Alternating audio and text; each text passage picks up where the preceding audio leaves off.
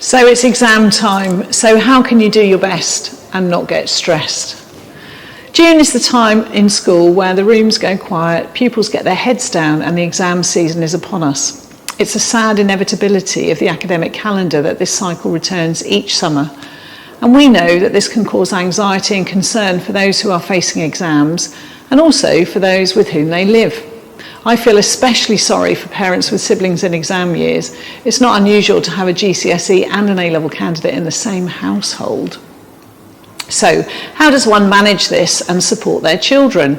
Well, there are some key pieces of advice that all parents can adopt to make sure that their sons and daughters are well prepared for the exams and that the household remains calm and productive.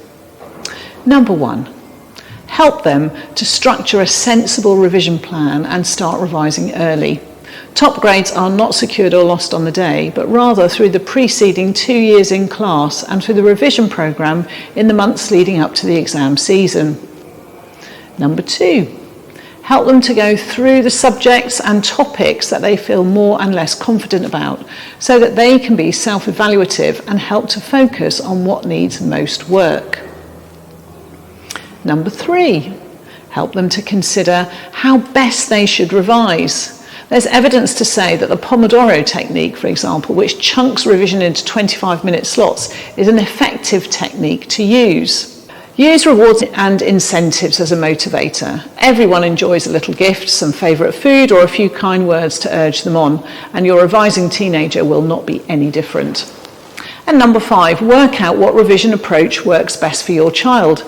Is it making flowcharts or spider diagrams, or perhaps listening to recordings or using online revision resources to test knowledge? Generally, a mixture of different approaches is a good idea, but all young people will have an approach that makes more sense to them and works best for them, and they should use it. And number six, make sure your child does not do a revision only to the exclusion of everything else that they enjoy during the exam and revision period.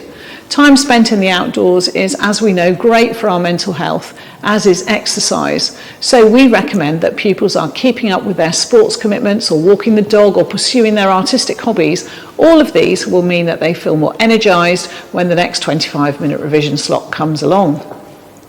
Support your child to ensure that they eat well, rest well, and do not get too distracted by their mobile device or technology. Very important. And keep an eye out for stress indicators. The NHS has some great advice on how to help teenagers through the stress of exams on their website. I encourage you to have a look at it.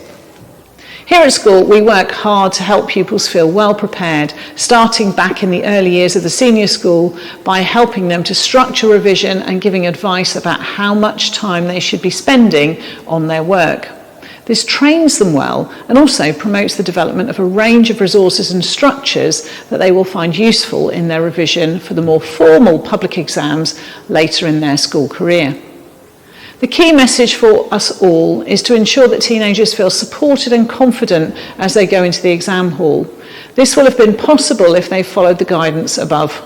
And we wish them all every success for some fantastic results in the summertime.